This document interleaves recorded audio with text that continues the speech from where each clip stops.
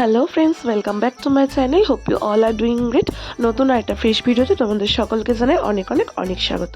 এই ভিডিওটা হলো গতকালকে কিছু জিনিস আমার নেওয়ার ছিল, তাই সন্ধ্যাবেলাতে বেরিয়ে পড়েছিলাম বিশাল মেগামার্টের উদ্দেশ্যে, যেটা হলো তোমার উত্তরপাড়ার বিশালটা। তো তড়িঘড়ি করে চলে গেছি। আর আমার যেগুলো নেওয়ার ছিল সেই জিনিসগুলো আমি একটাও পাইনি, তার জন্য কিছু হাবড়ি জাবড়ি জিনিস যেগুলো দেখে ভাল লাগলো নিয়ে চলে এলাম। ফার্স্টেই দেখতে পাচ্ছ আমার হাতে এই যে বড় বোতলটা, এটা আমি নিজেও জানি না কেন নিয়েছি, তো এই বোতলটা নিয়েছিলাম। আর আমার বেঞ্জির জন্য আমার একটা ব্ল্যাঙ্কেট নেওয়ার ছিল। ও শীতে বড্ড কষ্ট পাচ্ছে, সারা রাত একবার আমার ব্ল্যাঙ্কেটের তলায় একবার মায়ের ব্ল্যাঙ্কেটের তলায় ঢুকে থাকে, তার জন্য একটা ব্ল্যাঙ্কেট নেওয়ার ছিল, তো সেটা নিয়েছিলাম।